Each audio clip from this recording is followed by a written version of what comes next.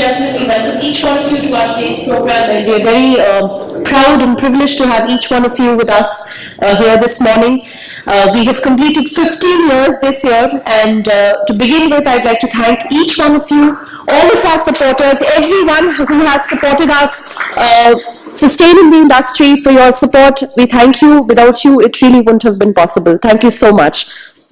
To begin with, ladies and gentlemen, it is the first edition of the AI and IoT India 2018, and we all know how big the IoT market in India is. It is currently growing and is estimated to reach US dollars 15 billion by the year 2020 and 75 billion US dollars by the year 2025.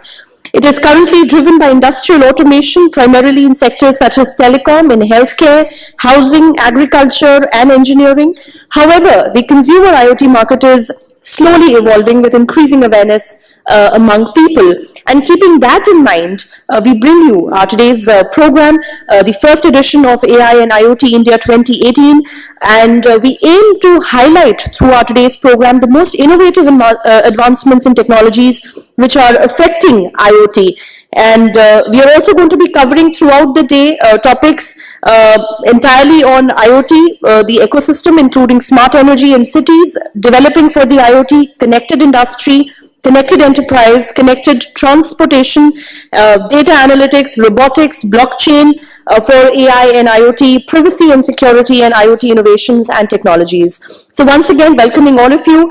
Let us begin the program by lighting up the ceremonial lamp. Thank the Almighty, seek His blessings. I'm going to request all of you to please put your hands together and join me in welcoming Mr. Yaduvendra Mathur, the Honorable Additional Secretary, Knowledge Innovation Hub at Niti Aayog, requesting him to kindly come forward and light the lamp. I'm also going to invite Mr. Rajan Matthews, Director General of COAI, Mr. Anil Valuri, President, India and SAARC at NetApp.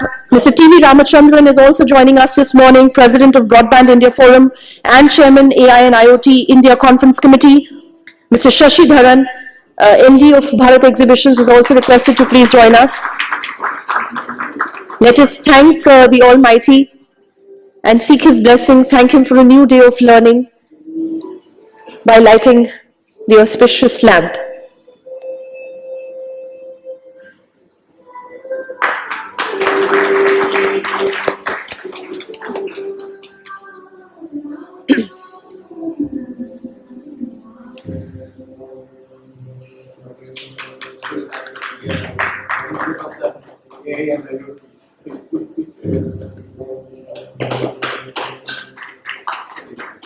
And with that, I'm going to request our dignitaries here to kindly join us on the dais, and request all of you to please welcome them once again with a huge round of applause. Mr. Yaduvendra Mathur, Additional Secretary, Knowledge Innovation Hub at Niti Aayog. Mr. Rajan Matthews, Director General of COAI. We have with us Mr. Anil Valuri, President, India and SAARC at NetApp. Mr. TV Ramachandran, President of the Broadband India Forum and Chairman AI and IoT India Conference Committee, and Mr. Shashi Dharan, Managing Director, Bharat Exhibitions. And to start with, I'm going to first of all request Mr. TV Ramachandran to deliver the welcome note. Please welcome him, everybody, with a round of applause.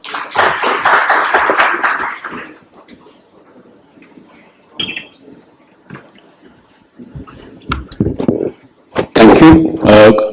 Good morning, ladies and gentlemen. A very special welcome to our chief guest of this morning, Mr. Yaduvendra Mathur, Additional Secretary from Niti Aayog, Mr. Anil Valuri from NetApp, Mr. Rajan Matthew from COAI. We are very happy to have these distinguished people on the dais with us, and I'm all the more happy today that this happens to be the auspicious occasion when friends in Bharat Exhibitions have completed 15 years of successful contributions to the area of telecom and IT in India. Thank you. Once again, a hand for Shashi and his team. It's my pleasant duty to just give a brief welcome note. So I'm not going to talk substantive things. I'm not going to talk about what's the size of the market of IoT or of AI or the various subsects in that. So that the experts will talk about. I'm not an expert. I would just like to say that, like in many things today, there is a lot of hype.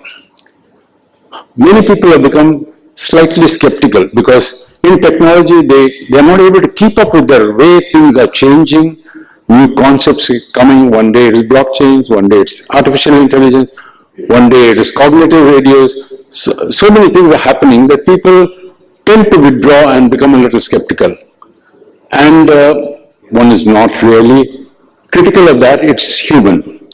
But we would humbly submit that in the case of AI, it is something which is definitely worth looking at seriously.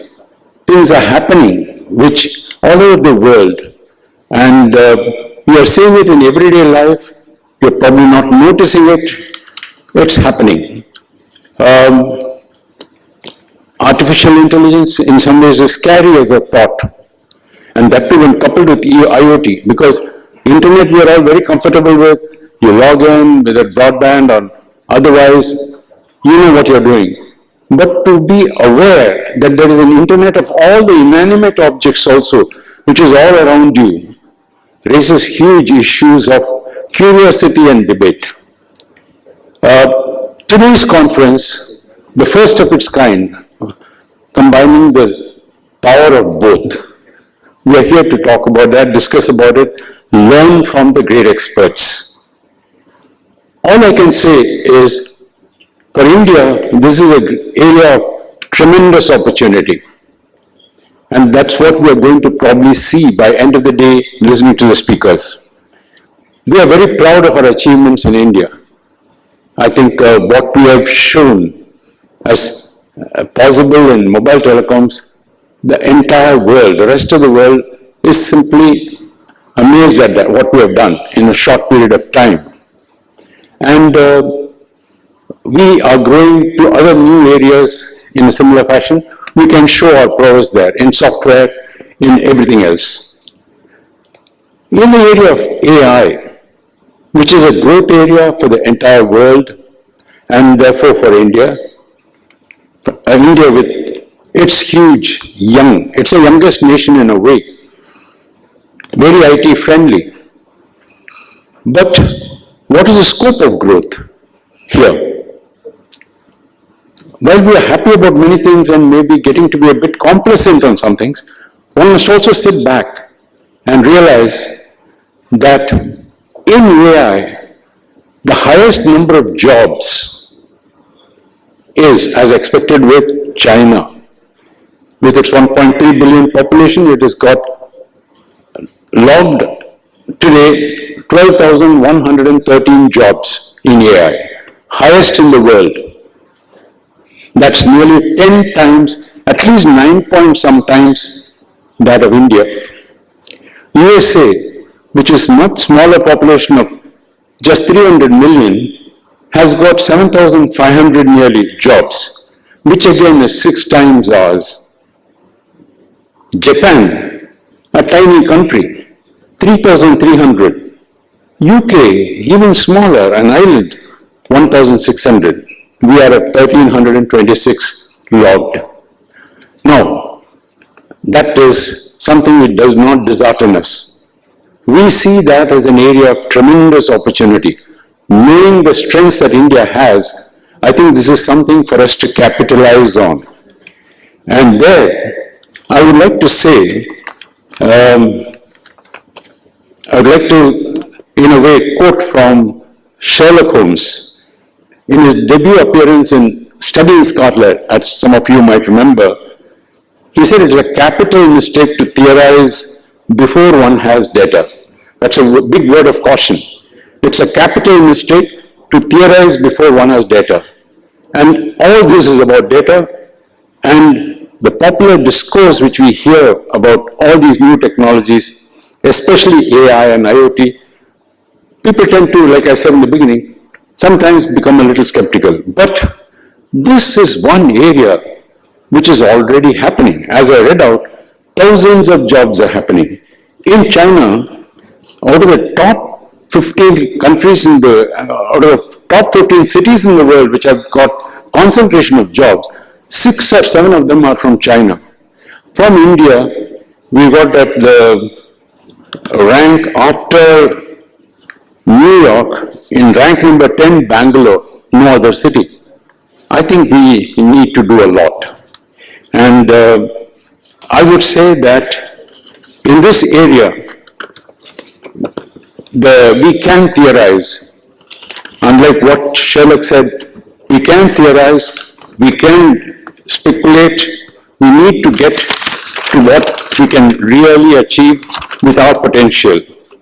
And in conclusion, I'd like to quote from Larry Page of Google, who said artificial intelligence-based search engine would be the ultimate conversion of Google. We all know Google. Every day we are amazed at what they come forth. And if he can say that, then there must be something in it. So over to you all, ladies and gentlemen. For the rest of the day, I will not take more time. I do hope we are going to listen to some very interesting talks from our esteemed speakers. And thank you for my patient hearing. Thank you.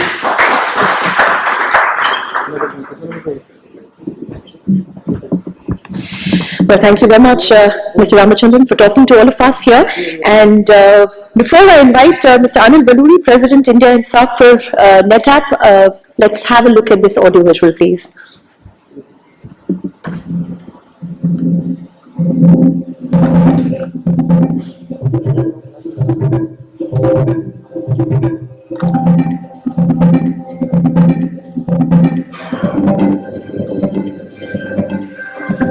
Data, welcome to the world. We know you can make us more efficient, more competitive, and more innovative. With you by our side, we can take businesses, even humanity's biggest problems, and turn them on their head until the world itself is different, better. Now, we recognize that you no longer live locked away on devices or hidden behind firewalls. You are distributed, dynamic, and diverse, and we will unleash you to achieve your full potential. To that end, we will give you unrivaled protection, the ease of use you deserve, the freedom to span across platforms, and the power to remain relevant deep into the future. Dear Data, we are building a fabric just for you that makes all of this and much more possible. NetApp.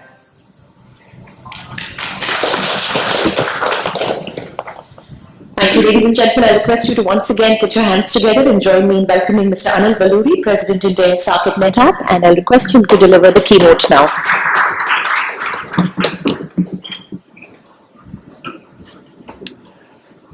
Is presentation on? Get my presentation? Yeah, that's that, yeah. Okay. Sure.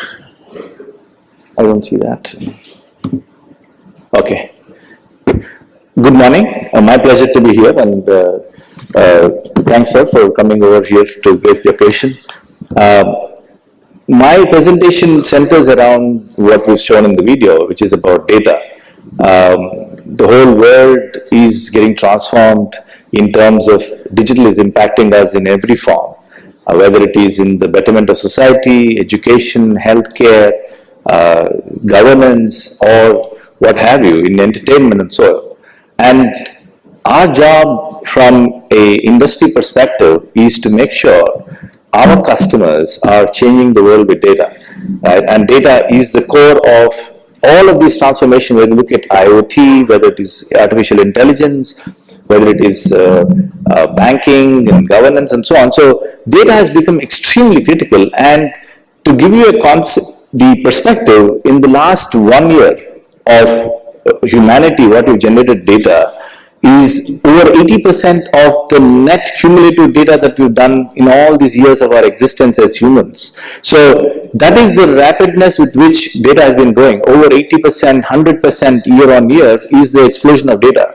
And this is to do with various devices, including IoT, mobiles, social media, all of that stuff which is creating that level of growth in terms of data. So data is impacting all of us, and it's a world which is changing every day in terms of technology, and data-driven digital transformation is forcing, whether it is governments, whether it is businesses, or whether it is research, it's all about data, and it is the digital transformation is forcing us to adopt things, look at new areas of offering products, reaching out to new customers, improving productivity, and so on. So the essence of my presentation is all about how we look at data and what is the value that we assign to data and how do we leverage that data to do things around artificial intelligence. So just to give you a concept of the industry view, it is expected over 50% of the top 200 companies globally will depend majorly on the transformation that will create new products and new technologies and new services using digital as a means. And the business volumes that will be created out of this digital transformation is expected to be over 1.7 trillion. And it's a large, not just business opportunity, but even opportunity from the society perspective in terms of offer better services to citizens, create new medicine, create new healthcare offerings, as well as increase humans' interaction with each other in terms of entertainment, sharing of information, education, and so on. And if you look at the two areas of how digital is transforming, there are, on the left side, you will see how businesses are looking at transforming using digital as a means.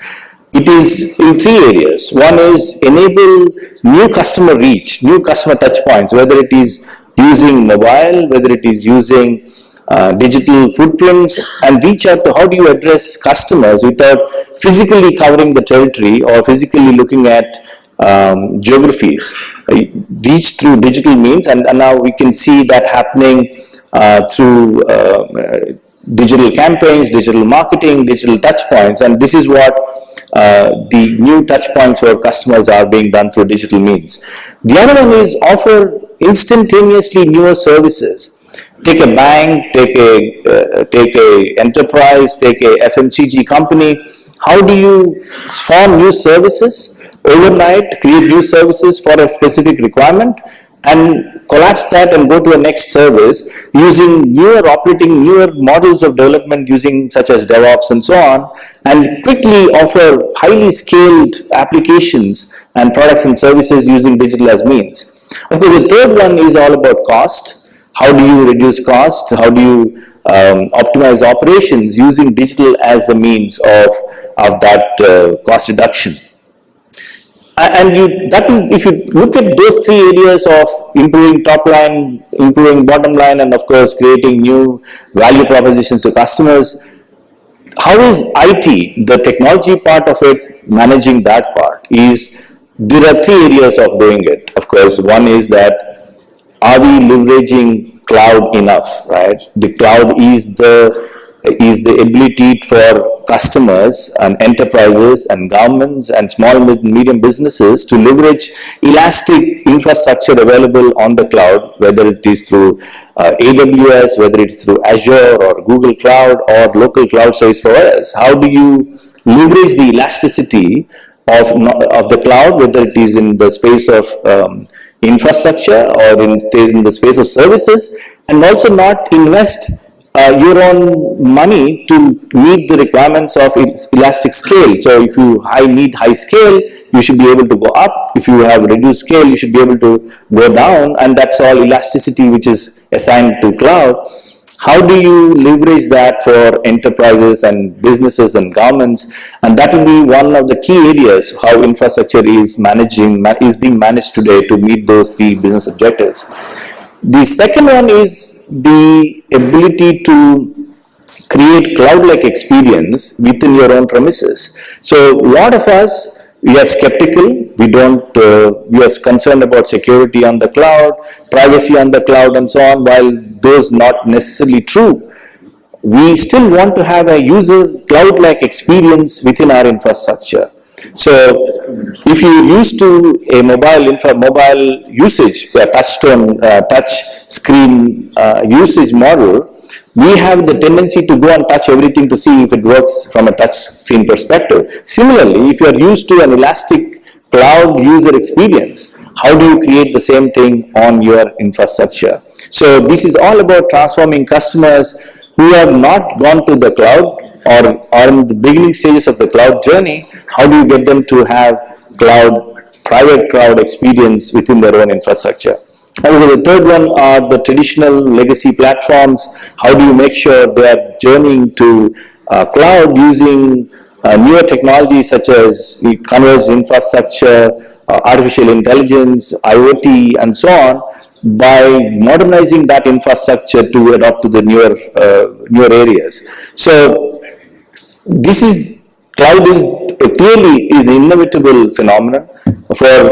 India has been a laggard in terms of adopting cloud, but I think in the last couple of years we've seen phenomenal acceleration, including public sectors, including banks, including governments, who have started embracing cloud, because initially there was a lot of skepticism on cloud being secure, how do you protect data, how do you make sure that the privacy is upheld. And those questions have been answered from a technology standpoint and from a policy standpoint. And you see the cloud becoming a very big phenomenon. And it is inevitable, because we are really saying we should be able to use cloud as if it's a phone dial tone. You pick up the dial, you pick up a phone, you get a dial tone. Similarly, you are really saying you use compute, network, infrastructure, storage, applications on usage basis. So you do not need to invest yourself, you don't need to set up your data centers. And in between lies the truth. You might want to have a continuum which is from on-prem to a cloud, and in between you could do a hybrid, bits of this and bits of that. So that is and AI is very intrinsic to the usage of cloud, because most of us do not have infrastructures or the compute capabilities to be able to do large-scale learning systems. And what cloud does, whether it is through Amazon, whether it is through Google or Microsoft, we have the ability to use AI as a service on the cloud. And you have data located within your premises, or data getting ingested through IoT devices, whether you want to do it on-prem or you want to do a mix of all of that and host it on cloud and do AI as a service. It's in the reach of the small and medium enterprises now. So we do not need to have large infrastructures to do AI and machine learning. We should be able to go and use on the cloud.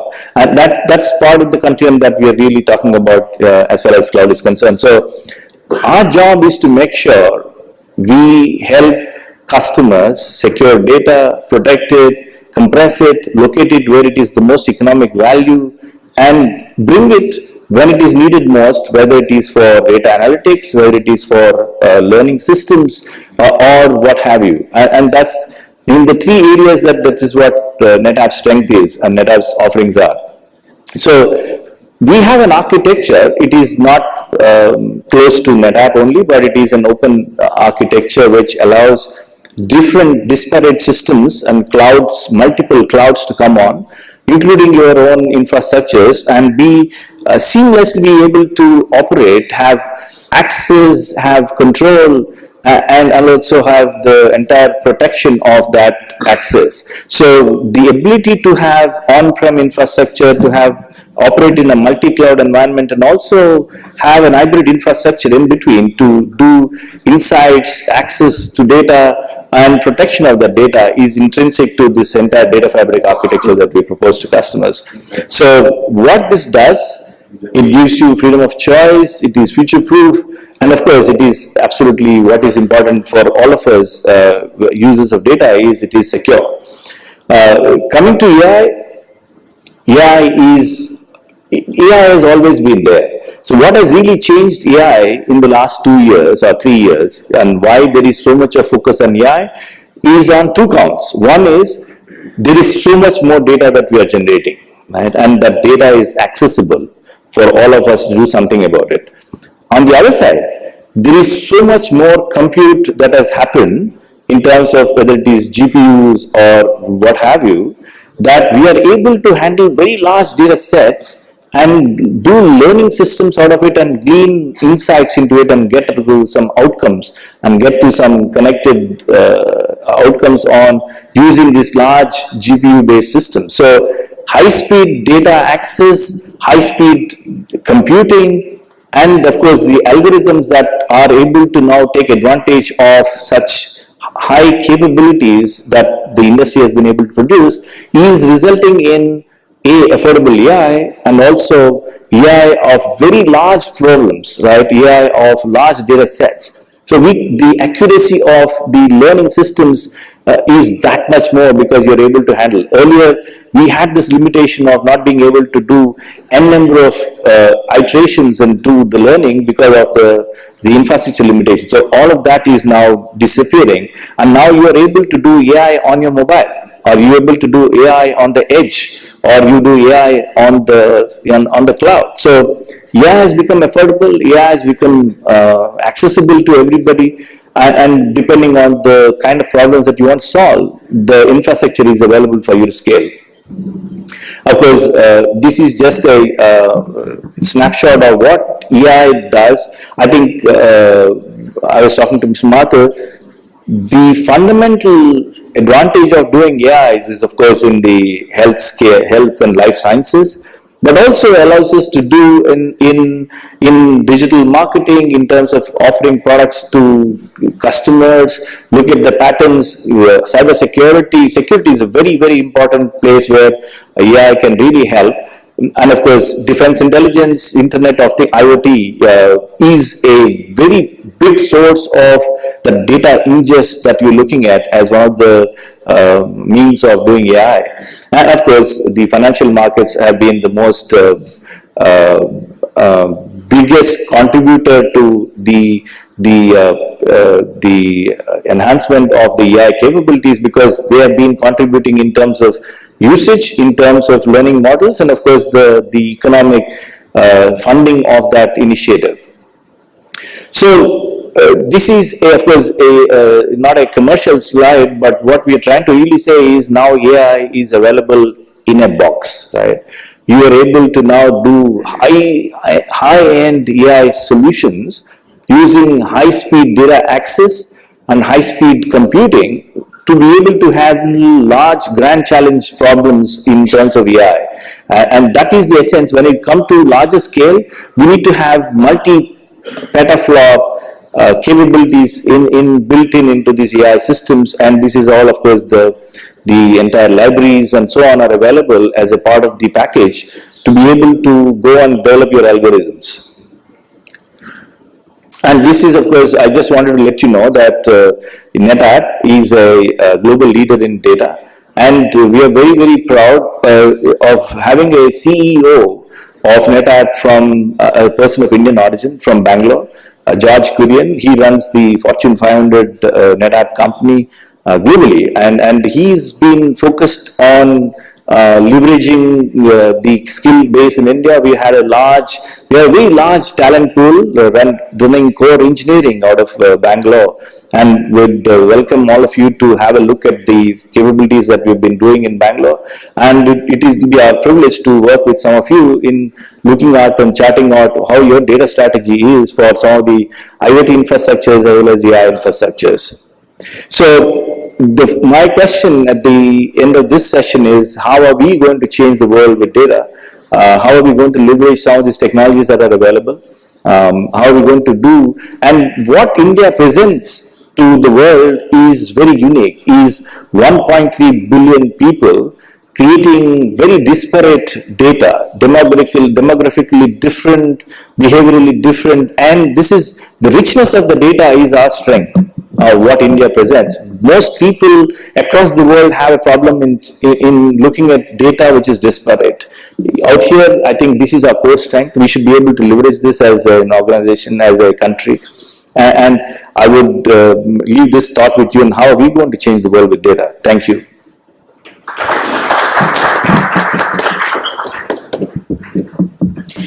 Well, thank you, Mr. Valluri, for that comprehensive keynote. We move on, and it is time for me to now request Mr. Rajan Matthews, Director General, COAI, to kindly talk to all of us. Please welcome him, everybody.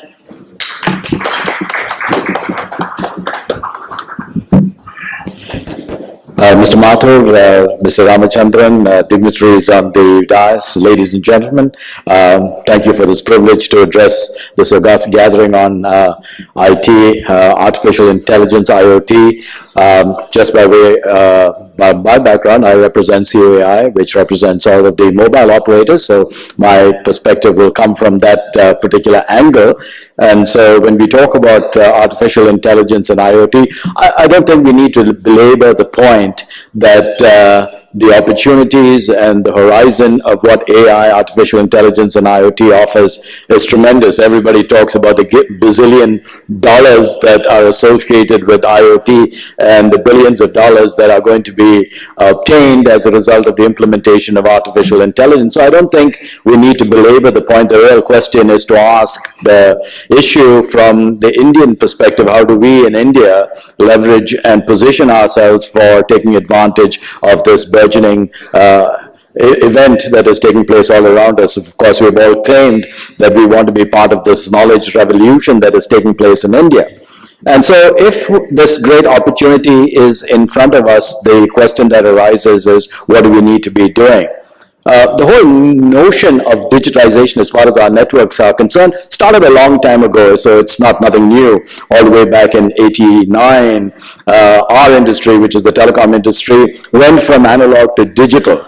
All right, we went from purely voice-oriented to data-oriented networks, where we started adopting TDMA, CDMA, GSMA became the flavor of the world, and of course, we know in hindsight what happens when you gather around a centralized understanding of standards and adoption of standards. GSMA became the global standard, if you will. What did that lead to? It led to the explosion of networks around the globe around this particular standard. So that is an important lesson to be had in terms of how we go forward.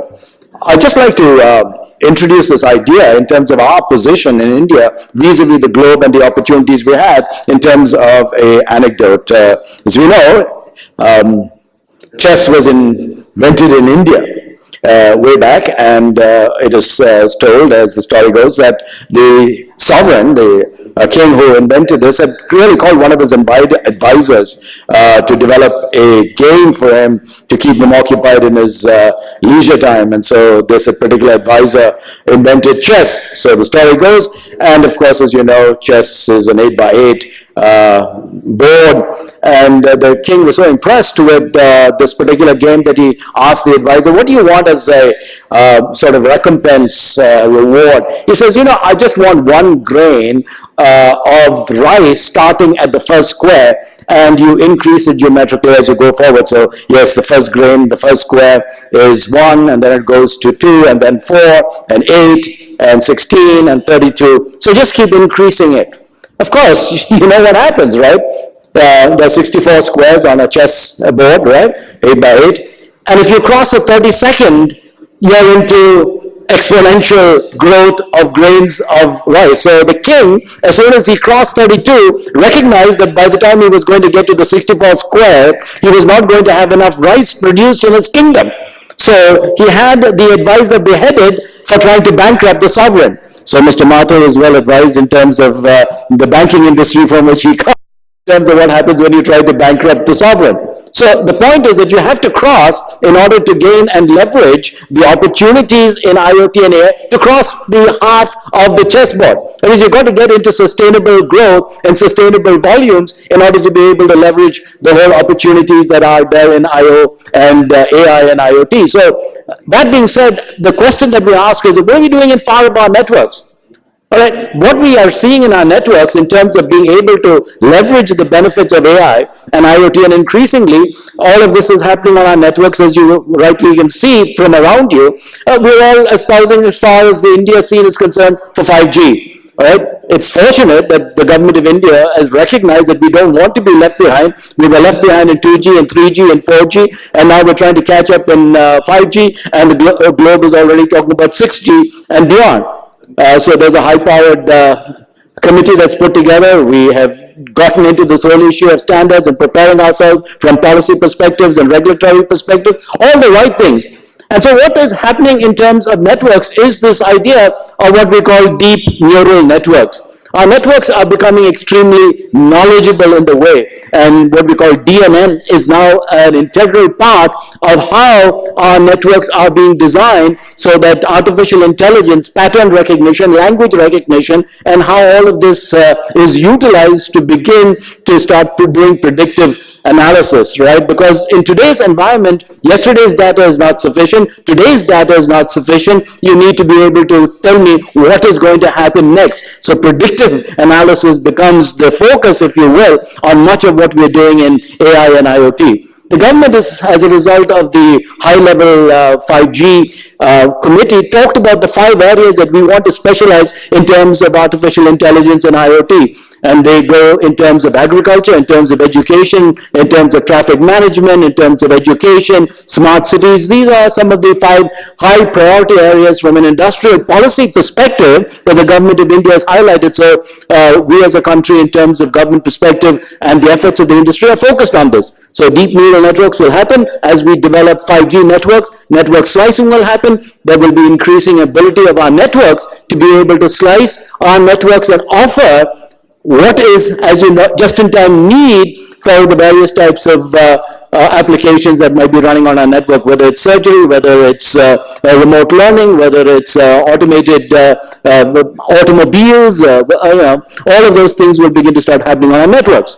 So all of that said, what do we need to cross this half of the chessboard to get into the area of explosive growth? Let me leave you with 4 things that I believe are necessary, all of them starting with S, so it's a mnemonic which will help you remember. And the first and most important thing is standards.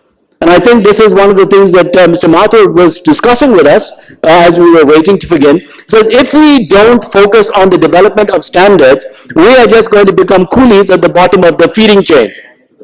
So increasingly, we have to develop our ability to develop IP and indigenize our IP in global standards, so that when we start going into artificial intelligence and IoT, the top end, the creamy layer, does not go to somebody else. And of course, as you see, Apple is a classic example. Today, Apple is one of the most valuable companies in the globe, having crossed $1 trillion in valuation. And if you look at that product, right, 85% of what they earn from the manufacture of a phone, from a smartphone, comes from their IP rights, right? It's only 15% of the total cost of an iPhone that really goes into manufacturing. So Make in India is great, as Dr. Mathur rightly pointed out, but if you don't have the IP and you don't have the rights to the IP, you're really going to be at the short end of this deal.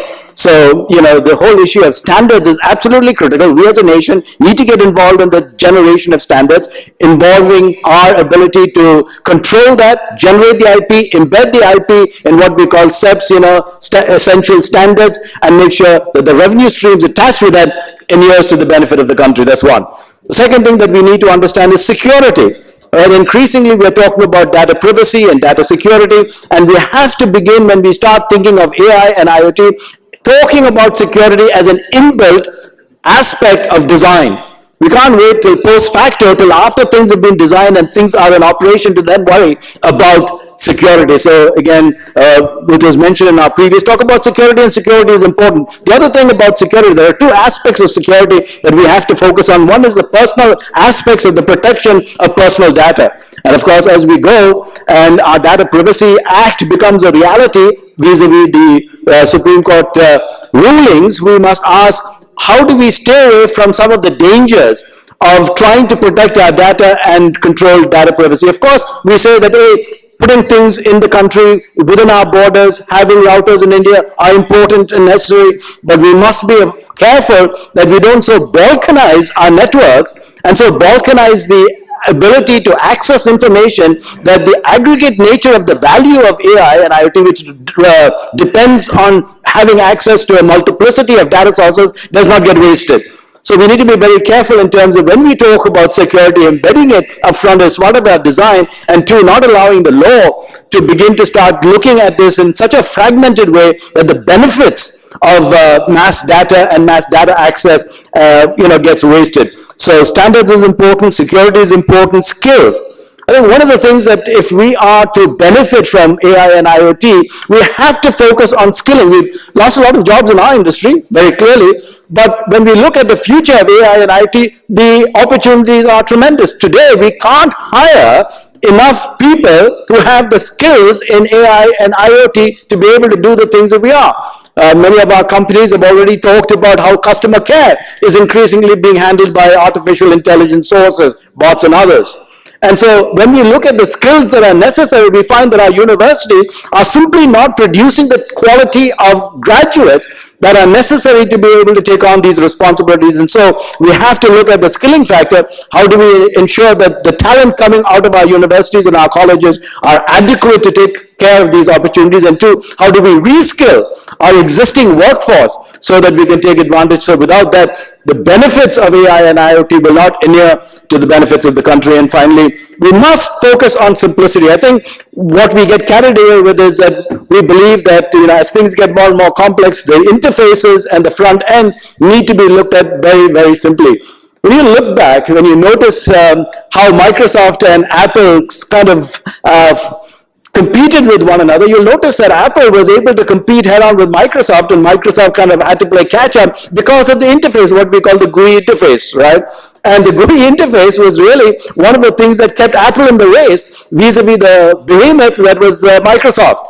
And because of the basic ability to make the interfaces very simple, intuitive, and user-friendly, allowed the explosion to happen in terms of developing applications that allowed users not to have to get into massive amounts of code and coding and everything else. They had simple interfaces that allowed the user to interact with, utilize, and utilize this information that was there at their fingertips. So again, let me conclude by saying, let's focus on standards. Let's make sure that security is embedded. Let's make sure that skills are there for the country to be developing. And let's make sure that we have simplicity as an integral part when we develop artificial intelligence and IoT solutions and applications. Thank you very much. Thank you, Mr. Rajan Matthew. Ladies and gentlemen, the guest of honor of the event, Shri Yaduvendra Mathur, is the 1986 batch IAS cadre from Rajasthan. He is the Additional Secretary in the Niti Aayog. He was appointed as Additional Secretary in 2016. He is of the National Institute of Transforming India under the PM Shri Narendra Modi government, with an aim to foster involvement and participation in the economic policy making process by the state government of India.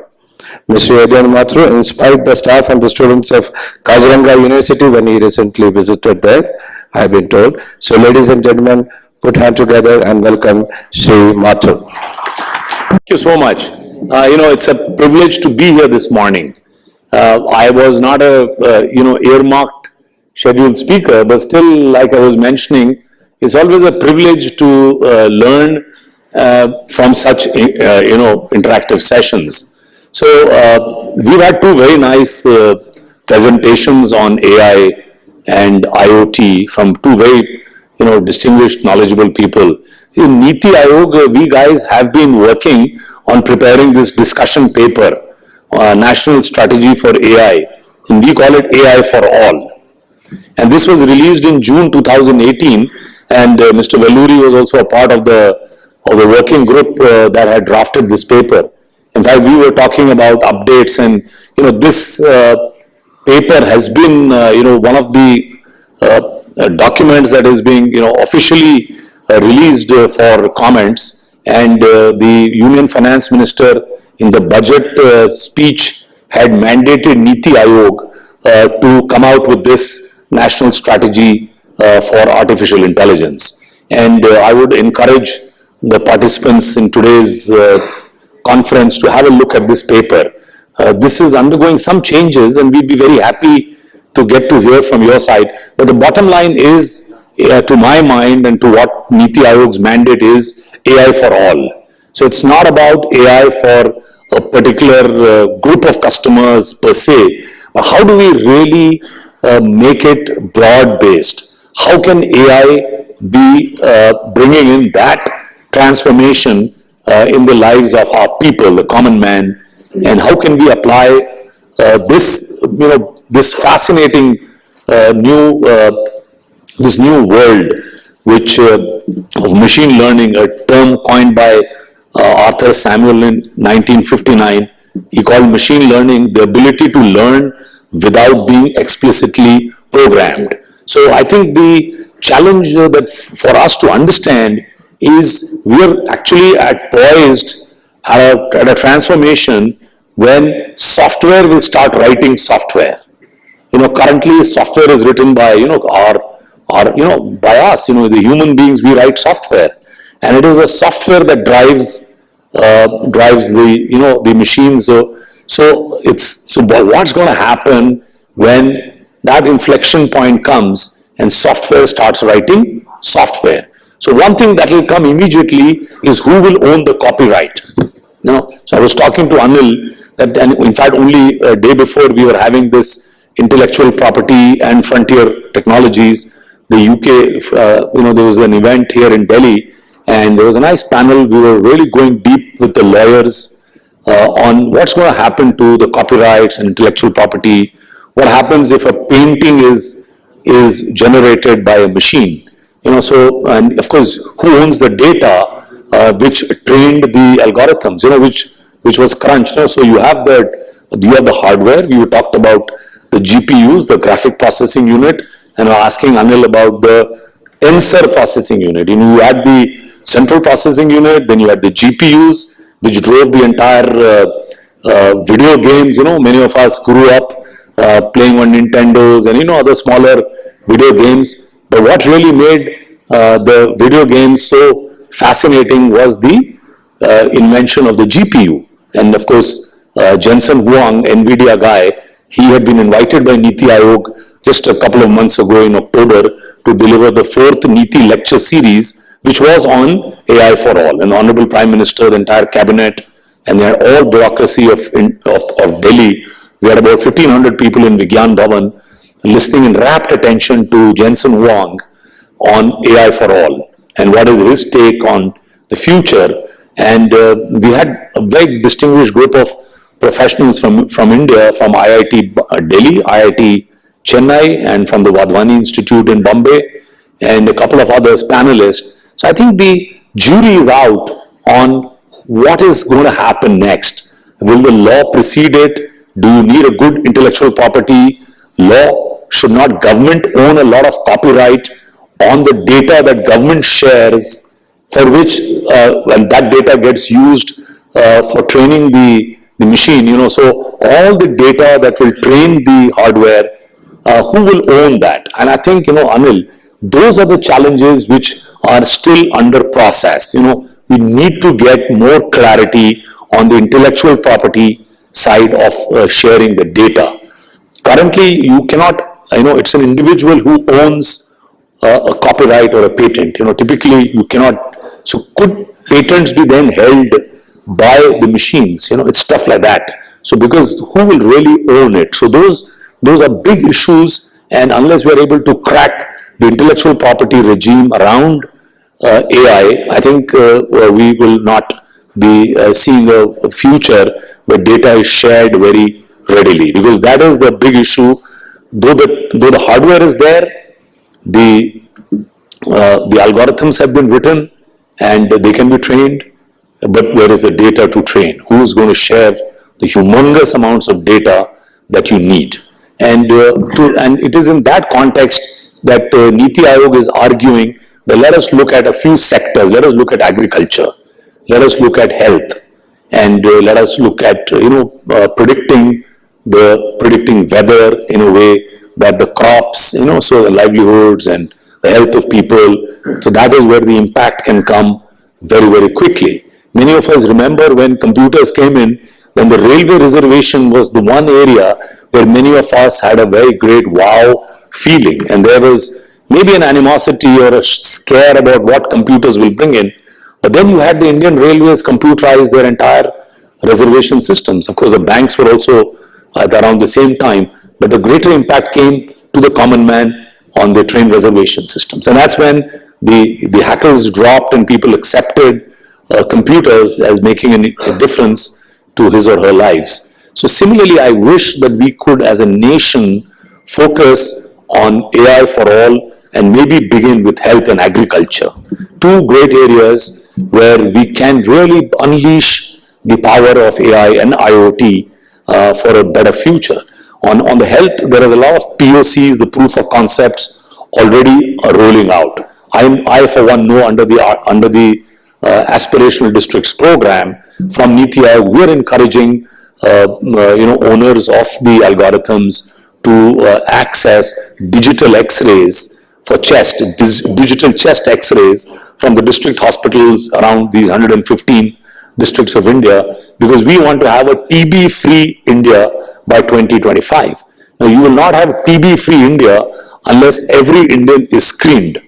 And if you have to screen every Indian and then to get the radiologists to look at those X-rays and then detect who should go for a sputum test, because the conclusive proof of TB is a sputum test. Now, every Indian should actually undergo a sputum test.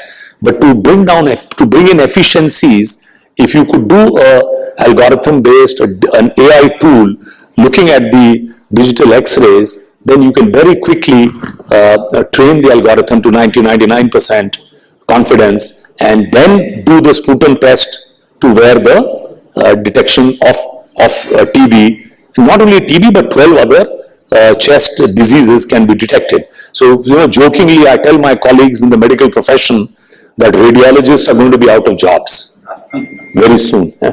And maybe we are telling the Medical Council of India in its transformed avatar to actually get people away from such professions, because technology is likely to render a lot of radiologists irrelevant in a way. Now, those are real examples where stuff is happening, and this is going on. There are many companies, I won't take the names, many companies which are moving very quickly on AI and radiology and stuff like that, on medical. So that's one big business opportunity. So those of you who represent whichever companies you are here, please look at use cases, share with us about cases where you could bring in more IoT and that whole ecosystem of agriculture data. The another big example of one POC which is being tried out in Krishna district, in one of the frontier districts where a lot of data is being crunched on getting sensors to give real-time data on what's about the crop conditions, about the soil conditions, the weather conditions. So if we can even predict what the farmers are going to grow, then you can actually put in place a very efficient import-export strategy, pricing strategy, procurement for agri-products. The big challenge in India is that we come to know much, much later about what crops the farmers have actually planted. Though there are remote sensing tools available, but that kind of accuracy is not there unless we go into actually having sensors on the ground and pulling in data and then training the AIs to detect what's happening on the yields and what crop is growing and what should and what production is going to come. So if that kind of data is available, believe me, it's going to impact millions and millions of farmers. So we need to really crack the puzzle of how can we use big data to make an impact on people's lives. I get quite disappointed when I see conversation only veering around autonomous cars and vehicles and all. So that's great. I'm sure those solutions are great. They will prevent fatalities and cars will become more safe. All very great. But maybe a country of our size, we need to address bigger and more burning challenges, which is to get good data so that the farmer can make informed choices. We do not even have a good agriculture marketing system. In fact, we don't even have broadband connectivity. BharatNet, the optic fiber was rolled out, but the utilization is pathetic. In some of the forums, this thing has been discussed, that how do we actually use the broadband BharatNet phase 1. It is there, the optic fibers are laid out, but utilization is what, 20%, 25, 30%, maybe even less, maybe even less. That's what we hear. So we're also, from Niti Aayog, kind of asking questions that, before you, leverage the BharatNet phase 2, we should have a greater public-private partnership. So Niti Aayog has been really driving the rollout for BharatNet 2 should be under a PPP, and some states, Andhra Pradesh, Rajasthan, Maharashtra, they've moved aggressively in owning and taking ownership of the BharatNet and see that broadband is available, because and if you're on the cusp of 5G coming in, and 5G will make IoT possible, but where is the connectivity? And unless we can do something quickly about bringing in the good business model for the connectivity across the country, 100% coverage is the mandate that the Prime Minister has given. And for that, I think the policy around hotspots is also likely to be liberalized. And we need to really see how we can, just like the STD PCO boom, maybe 20 years ago, 30 years ago, the STD PCOs were allowed. People could liberally get a PCO and STD and then, make ISD calls anywhere from even remote villages. So that is the kind of model. I am sure the TRAI has released a paper. I think last year there is a TRAI paper which is encouraging more hotspots. So if you have if you got connectivity and you want to sell it around for a model, then you could quickly register as a supplier, get registered with the regulator, and very quick, easy process, and actually make available broadband in the small area. And I think those tweaks are likely to happen. And I'm sure we are on the cusp of greater transformations in which more and more of data consumption will be the pathway to a prosperous nation. And the current levels of data consumption are abysmal. They could for a nation our size, aspirational nation our size, data consumption is going to go up, speeds will have to go up, the whole consumption of data will make a marked difference to the lives of the common man. And it is the ownership of the data which has to be of the person generating the data. Now, I see no confusion in my mind that the data is of the people and they should have the right to restrict it or to get it to be used. So we may be moving towards devices, not the net itself which will, or the cloud alone, but maybe we're at a future when our devices will actually hold a lot of data, and we can then, owning the data on our device, allow selective use rather than, so this democratization of data, I still have big, concerns over that. I don't think that is really the way as if that solution has been cracked. That is challenge, that is still suspect, and we need to find out the next level of hardwares that will bring my data on my machine. It's not like my data is on some cloud. I think the next level will be all my data is on my handheld. And then I can selectively allow that, so we will need to be looking at that next generation. And I think the technology and the kind of the pace at which we are going is going to make it happen. We are poised in a future which is going to be created from the future. Often we look at the future being created completely by altering and rearranging the past. So while we can be informed by the past, but the future needs to be created from the future. So it's, if you continue, if you just tweak around the past, then more often than not it is change. And there's a big difference between the word change and transformation. And very often we try to pass, change as transformation. It isn't. Transformation would occur when that larva pupa becomes a butterfly. Now, butterfly and a pupa are completely different. That is transformation. And it's not more better, more different, more of something or different of the same thing. It's all in the realm of change. So my sense is artificial intelligence is that transformation. When software starts writing software, what will come first, whether the hardware is more critical, whether the data is more critical, or the algorithms are more critical, that jury is still out. If you hear Professor Mausam of IIT Delhi, he's got a completely different take than what, let's say, Jensen Huang of NVIDIA talks about. So Jensen and NVIDIA and that universe is more hung up upon the hardware part. Is that the hardware which will really create the breakthroughs? But the Professor school is that no, it still will be the human brain which will still write the algorithms, and that is what will drive. It's not a question of the hardware, but both these schools typically have no other way but to agree that the real fodder, the real calories, just like food is to the human beings, data is to the machines. So we have to be very, very clear that data, that's the new oil, the new wealth. And I think we need to, as a nation, be very proud that we are on track. So no pessimism. I think we are one of the best position currently.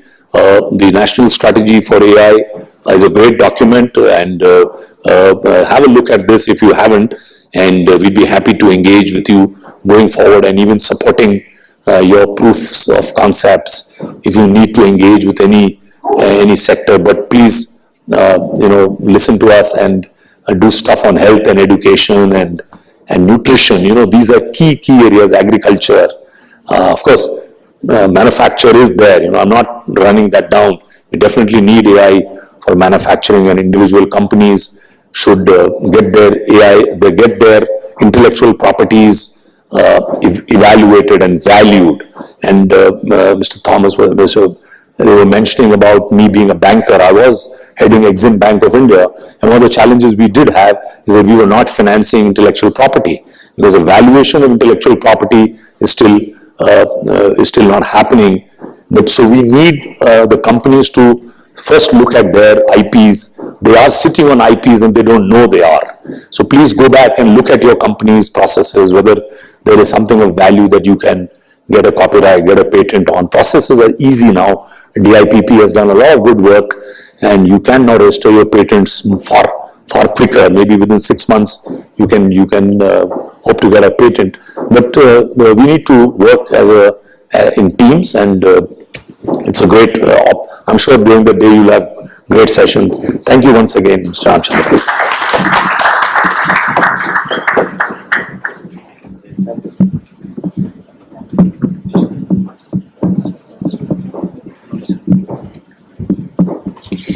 Well, thank you very much, Mr. Mathur, for talking to all of us here.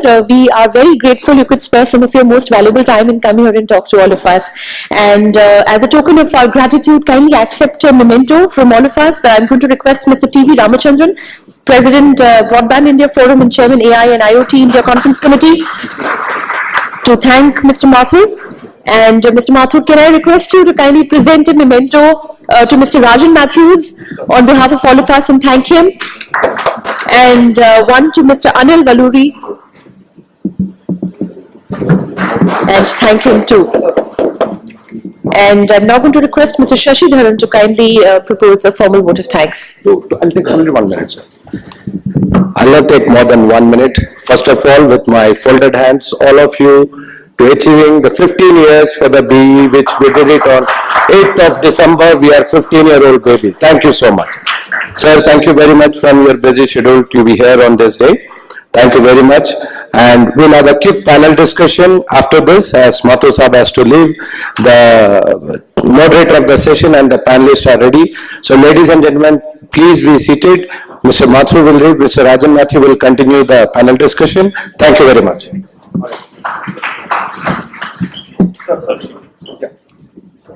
Thank you, sir. My request, Sunil Joshi, to please come on the dais, please.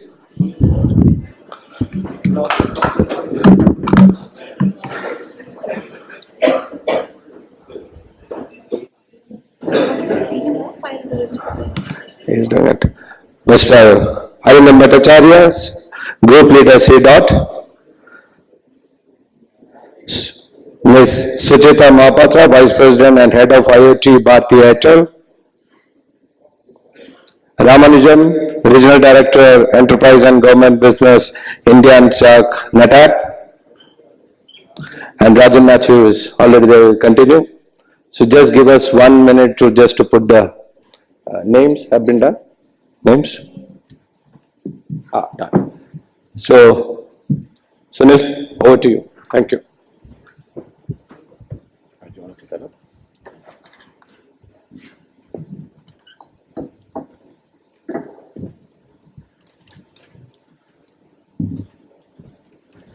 Are we on with this one or this one? Yeah. Okay. Good morning.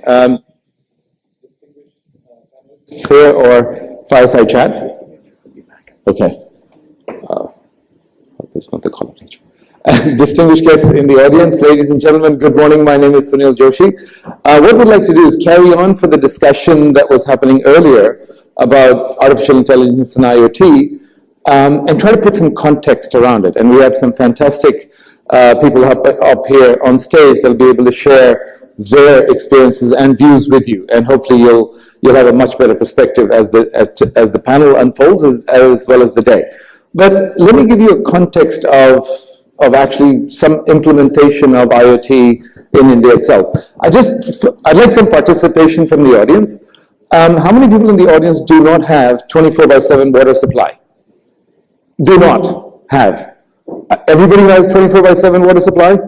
So none of you wake up at 6 o'clock in the morning to turn the motor on that steals water from everybody else's pipe and pumps your overhead tank up, and then you wait till the water comes flowing out of the pipe, and then you turn the motor off, and then you hope like hell you have enough water in your tank to satisfy the daily needs, right?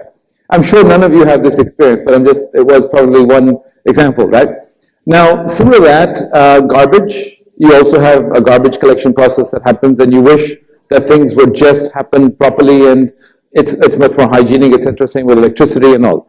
So at Gift City, I'm pretty much sure not many people in the audience would have been there, but it's actually a small a city between the twin city of Ahmedabad and Gandhinagar in Gujarat. And it's India's first operational smart city. So what we've done there is, and this is all implemented, don't worry about the words, etc., but just go with the flow. So we get water from the Narmada Canal, it comes in and it gets treated at a water treatment plant where the filterization, the clarification, etc. happens. Then it gets pumped into, through a utility tunnel into buildings, residential or commercial, doesn't matter. From those buildings, what happens is that the water then just gets pumped not through force. So each building has a low level and a high level sensor, and as it reaches low level, it gives a command through an electronic motorized valve that opens up a valve at the building, that then opens a valve up at the pump center, that then pumps the water through, and as it reaches a certain level, it just disconnects on its own. And accordingly, if there are malfunctions, there is a backup for the water to happen. Now this is functional, so we have nobody actually manning the water supply, and it's a 24/7 water supply to all the commercial establishments in the city. Similarly, in waste collection, every building is designed where you can throw your dry or your wet waste down chutes. And at the bottom, there are sensor-based valves. So it's all filled at the bottom, so you keep throwing your garbage and it keeps filling up. There's a sensor that will see how much, either by level or by time, that it will open up. So once the sensor senses enough, it gives a command to the automatic waste collection plant to open the exhausts, so which creates a wind turbine in a pipe that starts the suction at about 90 kilometers an hour, and it can go up to 2 kilometers distant from the plant. So then the valve opens, it'll drop the waste into the dry waste into the common shaft, goes straight up to the segregation facility.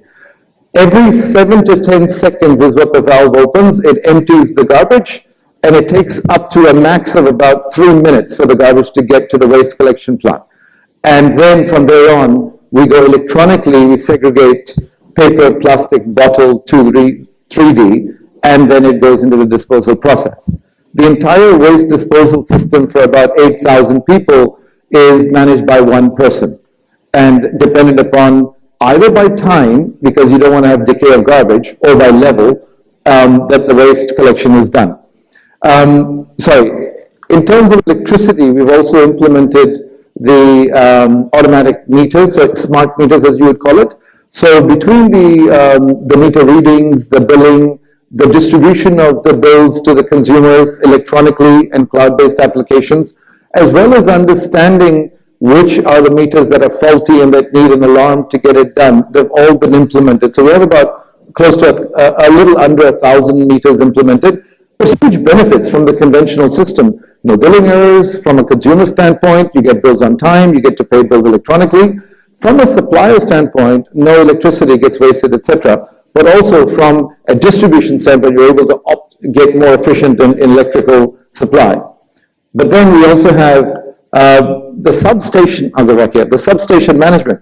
So sitting at the home of the head of the electrical department, he can turn off or on elements of the substation in the components and gradients that he needs to, wherever maintenance needs to happen or there are errors there. Nobody needs to sit at the substation anymore.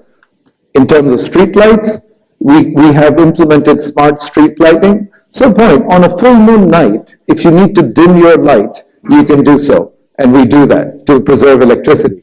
But we don't do it in batches of 25 or 50 lights at a go. We can dim it by individual street light to the level of I can dim alternates, we can dim all, we can dim some. So all it helps us do is manage the lighting of the city and become more efficient in electricity usage. So we bring all of that together into a central city command and control center. So you can all manage it, not at site, but in one centralized setup, from surveillance to the public utilities to even integrated IBMSs. Now, we talk about IoT and AI. The first part of the discussion is big. It's about a $50 billion market, and it's growing at about 42% compounded annual growth rate. The network element, total AI-driven network solutions, is about 10% of that, which is about close to $6 billion and growing fast. All it says is that whether it's IoT or AI, there are elements of it that is helping us improve the way we live, improve the way we do business, being guided by better data, better decision-making processes, and therefore enable us to become much more efficient as we go. So with that as a context, and my distinguished members here on the panel, what I'd like to do is I'll just start off with asking them a quick question, and then I'll seat myself here, and I'll start from Arvind here. It says, in your view, what is AI? And if you could share one example of how an AI, IoT, we'll start with IoT first. What's IoT in your view? One example of how it's been implemented, and what is the impact that that would have created? Yeah, you can have the mic.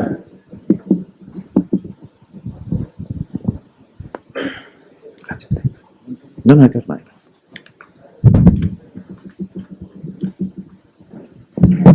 There you go.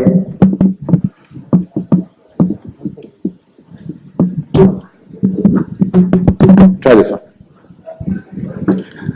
Well, thank you very much.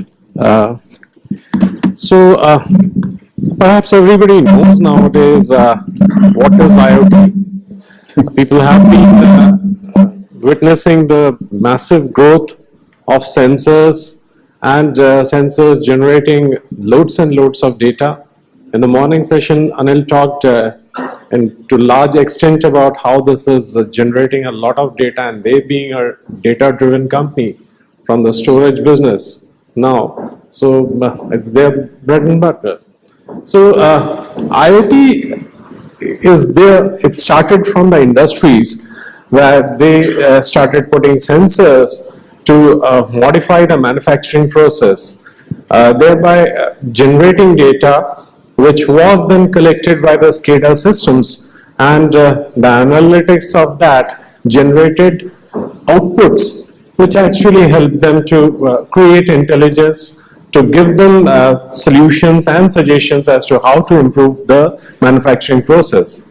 From then on, we have moved on to the smart cities today, where the smart cities you will have sensors everywhere, from your homes to the street lights to smart garbage bins. They will generate a lot of intelligence which will be gathered at the back end to give them informed output so as to make decision making better. So in a nutshell, we call IoT Internet of Things, Internet of Machines, machine-to-machine communication. All these paraphernalia have been floating. So what is AI going to do? And how AI became important, and how AI and IoT became entwined into each other. This is because the lower cost of the chipsets. The chip companies have brought down the cost so much so that now you can have the AI on your mobile system. You must have witnessed over the past 5 years how your mobile phones have progressed. Now you can run AI on your mobile phones. So fog computing, bringing AI to the edge is actually going to help and change the way we have been doing things in the past. Now sensors will not just produce data that will be analyzed at the back end, but it will be analyzed at the front end itself. Giving you an example, you must have witnessed vehicle monitoring systems wherein the number plate of the car is being read by a camera, right? Normally it used to happen that that image was taken back to a back-end system where that image was actually processed by loads and loads of GPUs over there to actually figure out what is the number plate reading is, and then the identification of the vehicle was being done. And for that very reason, it was not very successful, because carrying a complete image or a video over a network was, not very economical in the traffic sense, and also from the compute perspective. Now with the advent of AI being at the edge, now you do that detection at the edge itself, and what you carry is only the number. So these are the technological changes which are going to happen and making things far more efficient. But while we say that, there are loads and loads of challenges as well. As we move on, perhaps we will discuss more about the challenges. Thank you very much. If I could ask Ramanujam, if you'd like to give maybe one example that you think is a great implementation of IoT and the impact it may have created. Yes, am I audible? I think I am. Yeah. Being a technology company, we actually work with a whole bunch of startups. And there is this very interesting which we are working with right now, and they are in the area of healthcare. They're actually creating health bands. And I must say that it is actually being used in a particular district in North Karnataka, where they've gone to a doctor and given these devices to the doctor, and the doctor in turn has given it out to his patients to be worn on their wrists. And I believe that the doctor is able to monitor various body parameters of his patients, and this is something which is actually in progress as we speak. So, it's not something which is in a sci-fi film or anything like that right now, in a science fiction film or a magazine.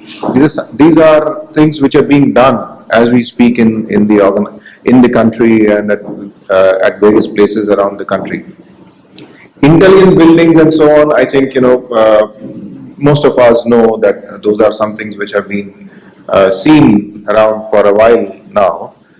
What is happening as a result of all this, like Arindam spoke, is about this huge amount of data being sent and then being processed and in turn leading to decision making, which is being passed on to the edge, or like he said, that a lot of decision is also getting done at the edge now. So, and that is what makes it faster and possibly more relevant. The decision, whatever is made, is faster and more relevant to the individual or to the particular machine which is hosting the IoT or a sensor device. Okay, thank you so much. And Suchita, if I could ask you for you to share your example, considering Airtel and telco industry has a lot to do in terms of providing the connectivity for that whole data to come through. If you could share some of your examples. Absolutely, sure, Sunil. Let me just do this in two parts. Yeah. One, that, like you said, from the telco perspective, what we're making happen in the world of IoT, and second, that is intensely personal to me. Right? We've all heard about connected cars. We've heard about the smart vehicles. Some of us spoke about it earlier today. India has about 25 million installed base of cars, 3.5 million that roll out of factory floors each year. Right? Now we could have dongles stuck in the cars, make each car smart, connect these cars. Track engine diagnostics, track driving behavior, provide geofencing.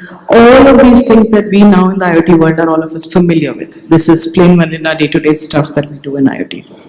Where it starts getting interesting, and here is where IoT is really powerful, it's already come alive in India, is when you take this data from, assuming dongles stuck in the entire installed base of cars, say 25 million cars, take that data back, perform the analytics that a machine learning engine like AI lets us perform, push this back to a financing company that give them predictive analytics that tells them when a loan is likely to default. Incidentally, the default rate, the NPA rate on second-hand commercial vehicles in India is among the highest, right? So here's what's happening already in India. This is live, this is now commercially successful, where the data from IoT devices and sensors is being picked up, massaged, analyzed, and being used for predictive analysis. That is right now bringing down the NPA rate on commercial vehicles for a financing institution. Wow. This is live. This is going on, right? So that's example one on bringing IoT to life. Example two, and this is intensely personal to me. My daughter was 10 months old, and I'm not joking, she acknowledged, a 10-month-old infant acknowledged the Alexa in the house before she acknowledged her dad. So that, my friends, to me is the power of IoT. So I'll just leave it at that. Perfect. And Rajan sir, Suchita, I'm glad I'm not in that generation. As a father.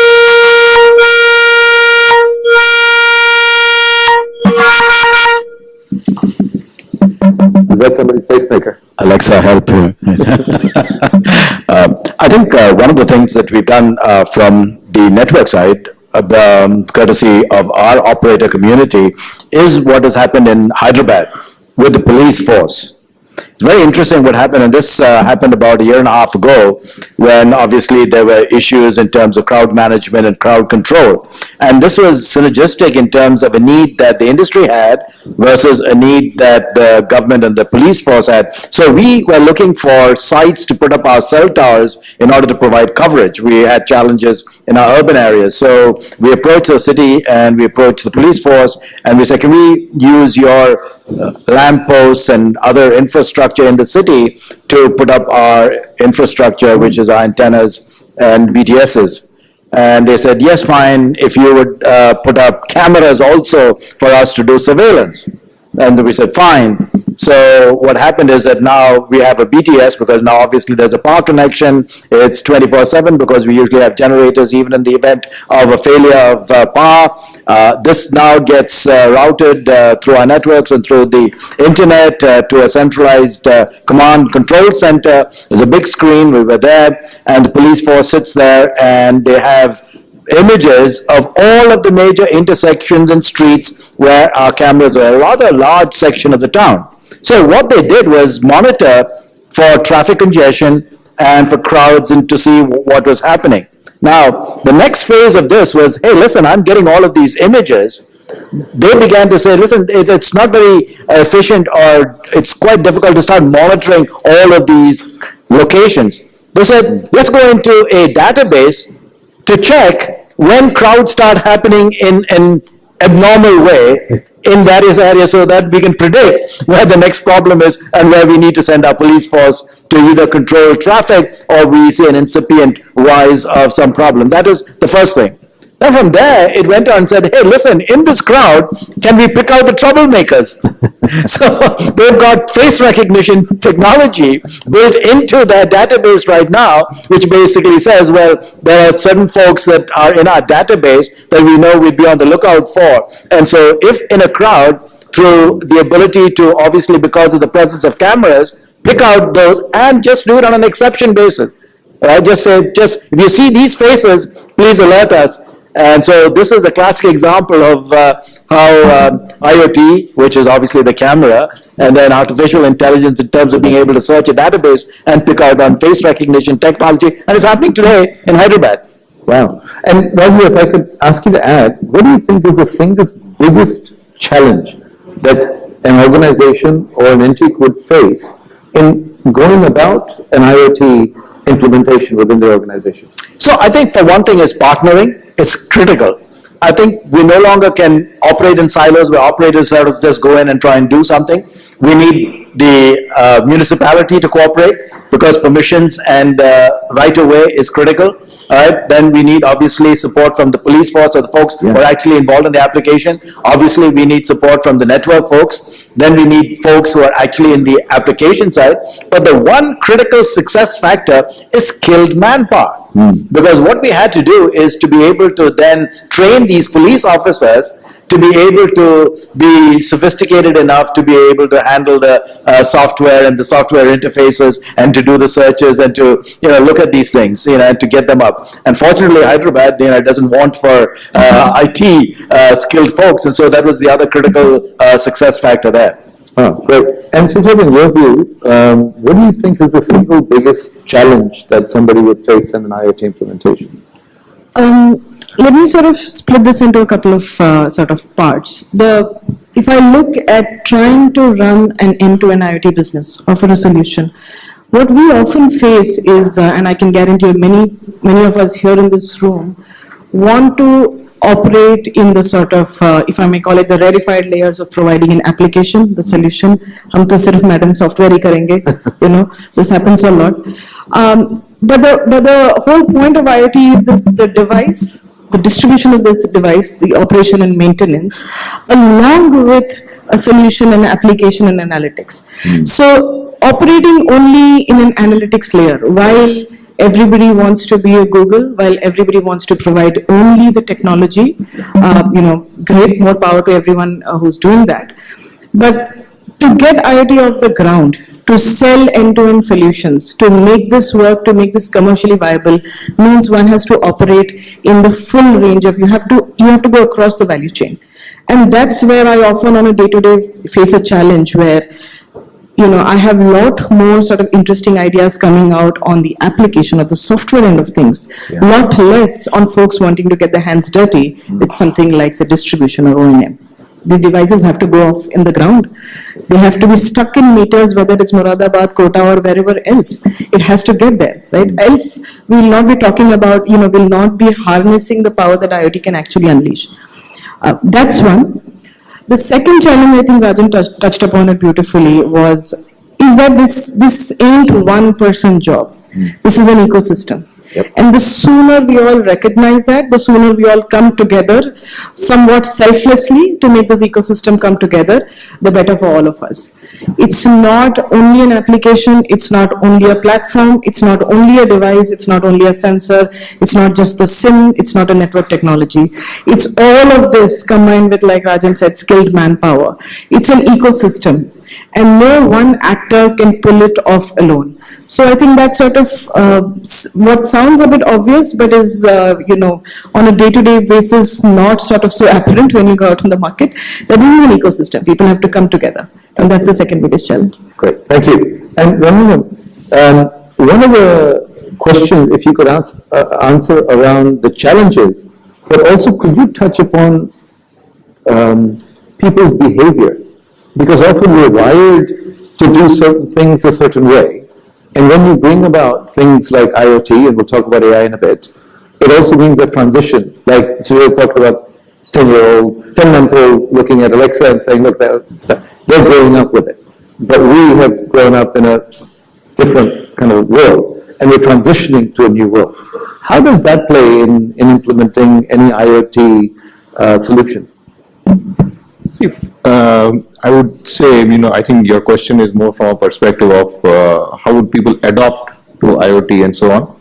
So, clearly there are 2-3 generations which are there, and possibly most of us in this room belong to a generation which is somewhere around what Rajan spoke about, definitely not in the generation which Sucheta spoke about, for sure, right?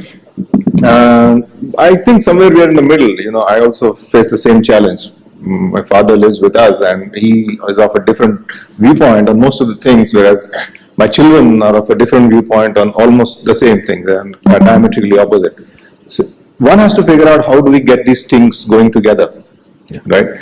And this is not, most of the IoT and everything else related to that, like what Rajan spoke about the law enforcement and so on, or what I spoke about a little while earlier about the healthcare devices and so on. All of them are beneficial to most of the, to almost everybody. And it is about how we implement, like Sucheta spoke, saying it is really difficult to get it across the field and get it implemented on the field and so on. It is about how that whole implementation and the awareness gets built. Because at the end of the day, most of it is useful to the individual or to the society at large for sure. I must say that I think the most important aspect over here is what is going to be the end outcome, what is expected to be the end outcome of a device, and how the data which it generates is going to be used, and then how it is going to be analyzed and fed back is what possibly is the most crucial piece of an IoT, AI, and whatever other implementations which go around it. That's the way I see it, Sunil. Perfect. And Arun, sir, would you like to add on to the implementation challenge? You were touching on your earlier commentary. Yeah. I would rather like to take it from the perspective of the end users and the community at large. The challenge that this new technological revolution is actually bringing.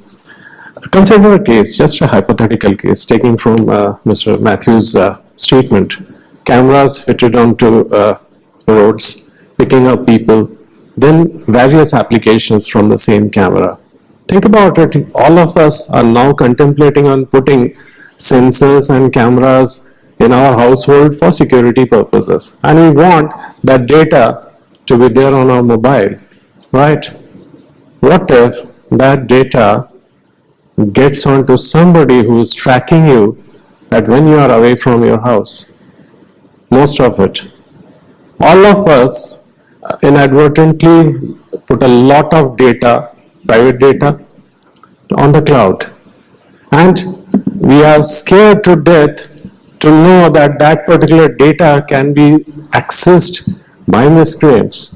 Now a whole dimension is coming over here where we are putting sensors everywhere. And there is no framework, no standard definition of how a security is going to be implemented in order to secure that data. According to Gartner, the major and the most prominent roadblock towards implementation of IoT is security. That is the topmost. The funding and rest all others are coming second and third to that. But how do we enforce security? Today, anything that is connected or reachable can be hacked. You know that. So now we are entering into a new dimension. And imagine what is going to happen if that is hacked. So what for me is important is that we should have a standard practice. Standardization, as Mr. Matthews spoke about in his keynote address, standardization has been missing all over. All these smart cities, they have been happening at a breakneck speed, had all proprietary implementations. They have not followed any standard. So as a result, when we talk about interoperability, when we talk about homogenization, all of them are forming cocoons. There will be islands. So that for me is the biggest challenge today. Very interesting and very valid too. So between partnering to talking skilled manpower, to how the whole ecosystem is integrated with the various rather than siloed solutions and bring it all together, and how the whole implementation happens on the field, and wrap it around with security are some of the biggest challenges that people need to look at.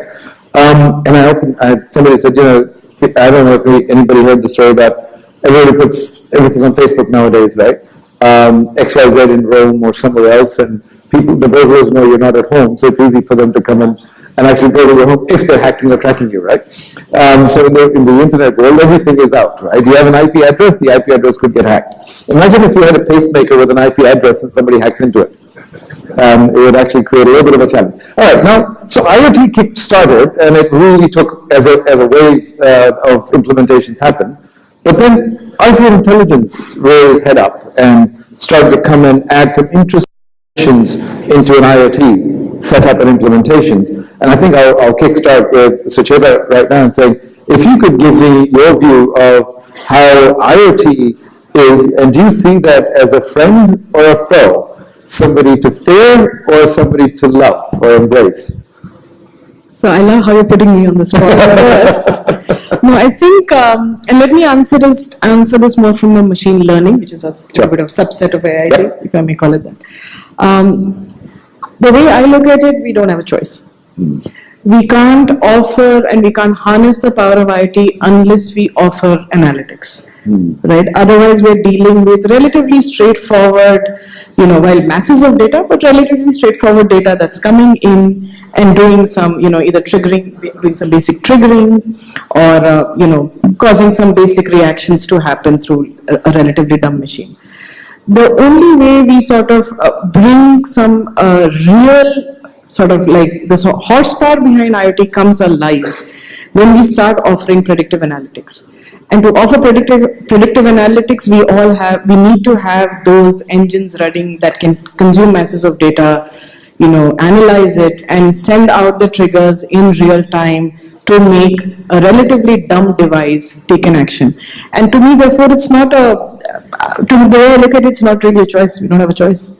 To make this come alive, we just need to have predictive analytics, and the analytics layer is really the juicy layer in an IoT stack. Yes. That's the way I look at it. So, Rajendra, would you consider AI as friend or foe? You can say it's like liquid oxygen. I think all technology is pretty agnostic. And I think the biggest challenge is the end user. And the intermediaries that are involved in this. That's where the good and the bad starts and the ugly starts manifesting itself, right? So I think this is where we need to begin to start looking. People continuously complain about the loss of privacy and data, but yet every time you download an app, you say, I agree, and you catch a poor network fellow's neck and you say, you caused my problem, you didn't guard my this thing. You've just given away, you say WhatsApp, it has access to all of your addresses, right? Yes. And you've just given it away. And it goes to every other person and say, oh, you know what, Rajan just is using WhatsApp. Wouldn't you like to use WhatsApp? Of course I would. I agree. It goes out from there. So I'm saying is that we've got to take responsibility. I would wager that if you ask this aggregate audience here, how many folks have a firewall or a virus protection on their smartphone? I bet there's not more than that 10% of this folks will have a firewall. And yet you're carrying in your pocket a device that is a pretty powerful computer. Yes. And yet you're vulnerable. And you cause the vulnerability to then manifest itself in our networks. You have a virus or something, and you're sending it attached to some document or some such thing, and it gets viral, and the next thing you know, our networks have to deal with the problem, right? So I think to answer the question, it's agnostic. You have to take responsibility for what it is that you use, the applications that you use, the firewalls you put around, the protections that you have, so that you can ensure that it's not misused. Of course, there'll be the egregious breach, but again, that goes to in terms of saying is that an application or a network also needs to ensure the same type of responsibility. I agree. Ramanujan, your view on fear or embrace? See, I think it's like a decade ago, maybe we were answering a similar question about cell phones, saying whether they are a friend or a foe. I guess it's inevitable. Whether you like it, you'll make it happen faster. If you don't like it, well, maybe you'll be a couple of years down the line, you'll make it happen. There's no question about it, but I think it will definitely help improve the lives of people for sure.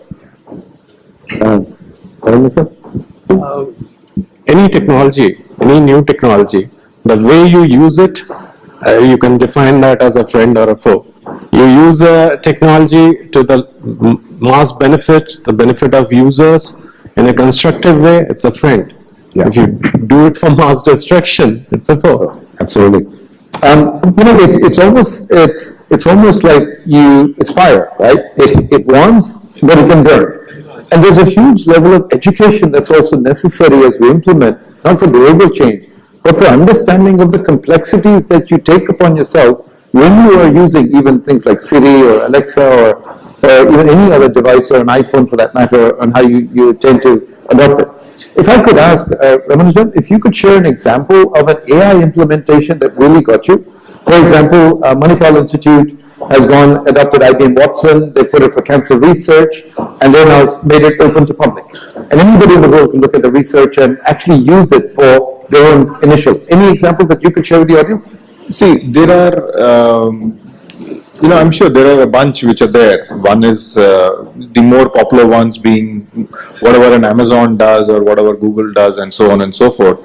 And most of the AI implementations are I think they're tied down to specific areas right now because people are still trying to figure out how much AI can do. The reason being, the more the data available, the better for AI. And that is what the challenge is actually. More data and cleaner data. And I must tell you, that is the biggest challenge. I'll give an example of a CIO of a very large bank we were talking about a few months ago. And he said that he actually gave out a project to one of the consultants to lay out a data strategy for the bank, right? How do you cleanse the data? I think that is he said that was the biggest challenge he had. It is not about going about an AI implementation or taking up an ML implementation, but it is about how do I have the relevant data made available to the relevant AI or ML logic. That was his biggest challenge, actually speaking. Makes sense. Raman sir, your comment on an AI implementation that really struck you, that really added an immense impact? Again, it's a little afield. Just look at what happened in the recent crash of a Boeing plane in Indonesia, right? Yeah. And we all fly, right? And some of these jets are being used commercially all over, right? What happened? I mean, here was a sensor, right, which was supposed to instruct the pilot in terms of the angle of attack of the plane, right? Yes. So it appears that the pilot wasn't trained or didn't know exactly how to interpret the sensors. It's all artificial intelligence, right? It says, oh, it's too far up, correct it down. He saw it go down, he pulled it back up. He went up, the thing came back and said, you're going too far, pulled it back down. After a couple of those, and that's what scares us in terms of saying, look, yes, you've got artificial intelligence, it becomes increasingly complex, and what I refer to as saying is that, what is the simplicity of the user interface? Yeah. So that I don't have to go through, years and years of training and can I have, that simplistic type of an interface, which is the analogy I use in terms of reading time, right? It's standardized, right? You don't have to, reinvent the face of a clock or a watch, right? But the complexity behind that becomes increasingly more complex, right? Yes. But the person using it doesn't have to know the complexity of the interface and the complexity of what's behind. You can look at it, it's standardized, you know how to do it, and hey, it's very useful. So I think this is where we need to be striving as things become more complex. So bringing simplicity to the front, looking at user experience and how the interface would kick in. And from an artificial intelligence, obviously it's a plethora of things being thrown at you, and how do you decipher that? And if I could ask Suchita, would you like to comment on a specific example that comes to your mind around an AI implementation? There's lots of sort of consumer examples we all see on a daily basis, but let me pick one that's a nice sort of coming together of IoT and AI. And while I'm not permitted to share specifics, but there are lots of interesting startups working on. So the IoT sensor picks up, for example, you can do facial recognition, can pick up the video, can pick up the feed, can scan an image, can scan a face. But where it gets interesting is when that sensor data or the scan of the face can be used, can be processed quickly using an AI engine, potentially at the edge or with an AI engine, and can go back and query an interesting database, whatever the database might be, a telco database, Aadhaar database, whatever is permitted, let's call it any sort of like massive database, and come back with, push an offer to that customer, or predict, God forbid, some sort of, malintent activities that that individual might have been planning to do. So that's where I think it gets interesting. And there are lots of, nascent consumer use cases coming out. The early ones will often be those where, someone can make money or can be viable commercially quickly. Yes. Therefore, there are many more in, say, a retail or a consumer type use case where recognition done using an IoT device, processing done using AI, querying of a database, pushing back an offer, for example, an immediate offer. Yeah. And sort of the most straightforward example would be somebody's in the mall. This sort of loop has happened. You happen to be entering Shopper Stop. You're pushed an offer saying, hey, you know what, there's a, something else discount going on at Lifestyle. So that's sort of like almost, this has become very common now, is the point I'm trying to make. On AI plus IoT coming together. And that brings another example, if I could share. The face recognition as you walk into a store and you're at checkout, that is sometimes gauge your experience of the shopping experience you've had. So some of the retailers are actually doing a pilot on facial recognition at the time of checkout to be able to give an instant feedback on CSAT. If you're smiling, your satisfaction is not for you to press a button, but just do your facial recognition enough to be able to give a CSAT score right there and then, and to the checkout tiller itself. So it's really trying to change real time how customer sat and customer experience is captured. Right? Fantastic.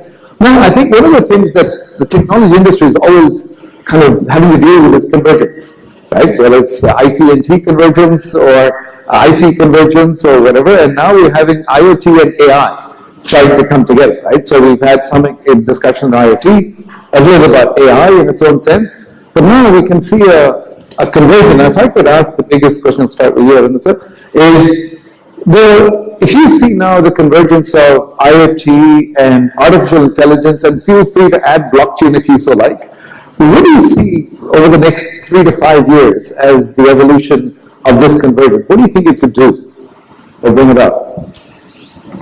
Plenty of things. As I mentioned in my previous conversation, in the first remark, is that now AI is coming to the edge. And as AI is coming to the edge, and we are now on the verge of getting 5G technologies which can carry the information in a Ziffy, we are going to see a sea change in the way we live. Imagine all the AI that so far has been done at the back end, the collection of huge amounts of data is happening at the edge itself, and only a minuscule amount of data information which is carried back. Imagine the speed with which the decisions would be taken. So those are the things which are very exciting. So 5 years henceforth, I see a ocean change, but I still am skeptical because of the threat that is looming large, and we are not addressing that in a larger context. Absolutely, it really makes it more difficult, isn't it? Absolutely, yes. Ramanjan, your view on convergence of AIoT? So, in most movies, one comment on what Arindam said, the bad guys generally are more powerful than the good guys, at least till at least the 75% of the movie. That's how it goes. And that is how this will also go. But having said that, whether it is the IoT or the AI or the blockchain and so on, see, one common factor which is going to be, and all these three are evolving, and all of them would possibly function together, and there is no way about it. They have to function together. If IoT decision making and so on is being pushed to the edge, and at the same time, if all of them have to communicate across each other, one interesting or possibly one solution to all of them would be how blockchain is possibly a solution, how all of them would communicate with each other and so on. And that's something which as technology evolves, it will possibly go. But one common point, irrespective of what is the underlying technology, is again coming back to about how the data gets transported across all these various aspects. And that is going to be the key point of evolution as IoT and AI or blockchain evolves and so on. So all of them would, in all likelihood, they would all continue together. Yeah. So, Chetan, your view on convergence of IoT? Let me sort of, answer it from the lens of IoT, if I may. There are predictions for, so we have probably a few million devices, IoT devices in India right now. The predictions for this to go to anywhere from 50 million to close to 1 billion in a 3-year time frame, right? And inshallah we'll get there, right? To me, to get that scale, it will only, and like I said before, it will only happen when things are commercially viable. To make, our offerings commercially viable, those can only happen when AI and IoT come together. Or when, if I may put it this way, the analytics and predictive parts of IoT kick in strongly. So to me, to get to that billion device, nice sort of aspiration that we all have, it will have to be on the back of solid analytics that is powering the engine of IoT. So yes, that's my sort of convergence answer.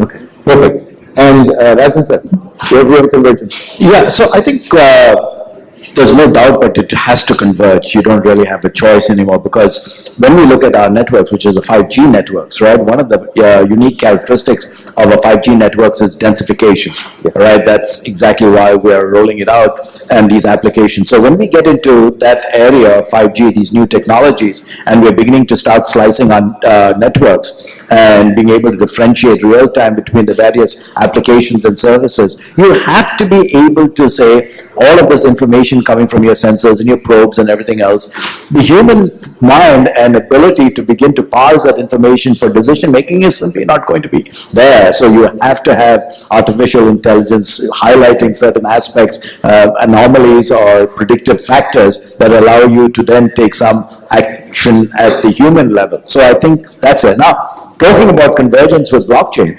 our good friends at TRAI have already mandated this in terms of unwanted commercial calls. Yes. So here we are as an industry working through the throes of bringing, artificial intelligence and machine to machine, because, obviously we're using databases of your preferences, in terms of the devices you're using. Look at the problem you had with Apple. Right? Here is the try going after Apple because they wanted to introduce an app, right, that was difficult to introduce into their walled garden, but yet having to be used because you needed to introduce it into a blockchain application that was being developed. So it's happening. Yes. It's no longer a question of theory. Great, thank you. I will be opening up for questions if anybody in the audience would have one after this last question to the panel. So feel free to jot down a little Q question if you have. My last question, now, if you forward fast 10 years, and now you get yourself, not the necessary industry that you're part of, but you as a person, and IoT and artificial intelligence and the way it's being implemented and the sensors are being done, what do you think life would be like in 10 years from now? Very futuristic position, right? Absolutely. 10 years henceforth, I'll be older. Definitely, I would love to have all these technologies to help me live my life in a far better way. So the livability index, what we are aiming at, would become much, much higher, much, much better. The happiness index, the livability index, see, ultimately all technologies are for the betterment of life. And it's unfortunate that we make things too complicated. So we have to work towards that, and maybe these are the technologies which are going to make life far more simpler and better in future. So I see a much, much better life in 10 years henceforth. Could you give an example what that would be? Like walking on the street, no pollution in NCR? Pollution, at least it will be controlled, because unless we do a population control, that's not likely to happen very soon. But definitely there will be technological means to at least counter that effect. See, transportation, the intelligent transportation to my aid, transportation at my doorstep without having the need of my thinking about a private vehicle, those should be available. Groceries to my doorstep, my health needs, my requirements are already analyzed by the AI engines and brought to me in a secure manner. My data is secure so that the threats by miscreants are minimized. So all these aspects would make life for every individual. The kids will be safer. So I can think that, okay, better law enforcement, the law enforcement agencies would be aided by these technologies to take care of the law and order of the country much better way. So these are the things that are likely to happen. So technology for a much better quality of life. Absolutely. Where life is worth living. And happier people. So the cameras capturing people, more people smiling than frowning. Yeah, absolutely. I agree with Ramanujam, your view, 10 years out, what do you see as yourself? Yeah, so, I think it is all for the good, for sure, right? And just to borrow from the previous session, what Mr. Mathur spoke about and so on, that government is looking at areas which will benefit the society for adopting, they're looking to adopt IoT or AI and so on, so that for overall upliftment of the society across all the various social sectors and so on. Now, and there would always be regulators, like Mr. Rajan said, there would always be regulators who would bring in laws so that the miscreants are controlled. Yes. And for 99 and plus % of the population, these are all things which only will improve the quality of their life. And that's the way technology anyway goes. Yeah. Sucheta, 10 years out, you're 10-month-old, will be a little older. I think I have just two words. It'll be simpler and it'll be safer. I think that's the aspiration. If we all get our act right, Yeah. that's how it should be. Perfect. And Rajan sir? 20 years ago, right, when desktops became ubiquitous, I was told that I would have more leisure and paper would go out of fashion. Right? Today, I'm working much harder, I have less leisure, and paper companies are making a bundle. Right? So there's a danger in making these types of predictions. But I think, one of the things, I look at my children, right? And their generation are complaining of burnout at 25. Oh, yeah. Our generation complained of burnout at 45. Yes. So I think we have to be very careful in terms of how all of this technology from a business perspective has to drive productivity. Yes. Right? And the thing that sustains our economy is this increasing and incessant need for productivity, Yes. right? Enhancements. And 10 years, I'm glad I'm going to be in retirement. Because I'm not sure that I can keep up with this incessant ability and need that business is going to put on people, right? On, hey, if you took 10 decisions today, you're going to be making 30 decisions tomorrow. And all of AI and everything else is going to help you do it. So, as I said, that's kind of the downside, and I'm sure, as Mr. Bhattacharya said, there's all these positive dimensions, and hopefully they'll be there. But I really have a concern for the younger generation, that has all of this convenience. But the business world, unless something dramatically changes in terms of the way we ask for productivity changes, and I think this is what we're seeing in terms of some of the disruptions happening in Europe and in America, in regime change and all of this, is because of this inability for us to address this factor. Okay, so let me just throw to the audience. Anybody have a question that you'd like to pass up or ask the panel? If we can have one or two questions, we'll take, right? Yeah. Maybe we can have two questions. That's it? Okay, cool. Good afternoon, everybody. I'm Jagdish from Mobilite, and we are into affordable IoT and blockchain. So I have a small thing to share. My grandma is in Bikaner, and I have two sensors on her. one is in the washroom and another one is on the bed. So because the heart attacks, occur early in the morning. So if she doesn't get up, I get an app notification to call her.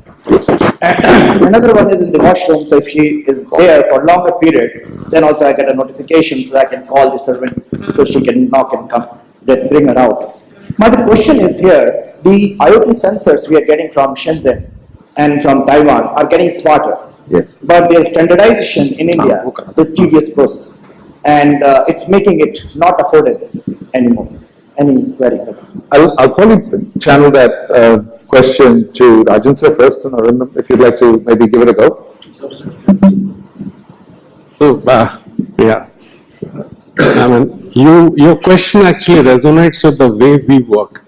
CDOT, along with DOT, had been working towards it for the last 5 years.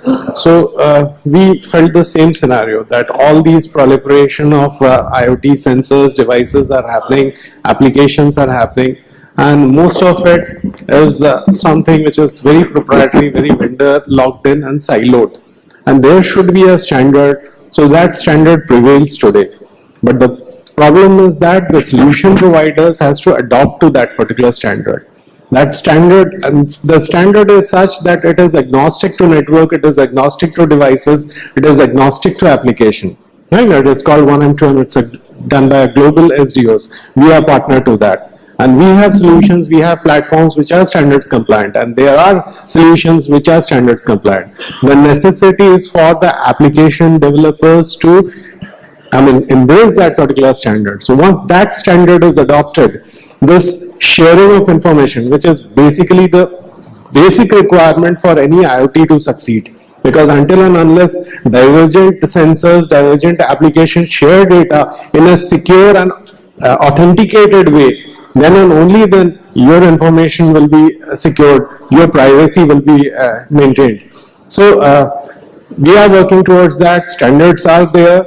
It's only a matter of people realizing the need of standard, more and more people realizing the necessity of this particular standard, the adoption and people moving towards that standard would become easier. So I see within a year or two, people will realize and move towards this particular standard, the way world is now thinking. Okay, so if I could put a hold to this session right now, considering Shashi is right here looking at us quite grimly. I'd like to thank the panel. A huge round of applause for a fantastic discussion with the panel. Thank you very much. Shashi, over to you. Ladies and gentlemen, we are running short of time. The Secretary, IT is already here.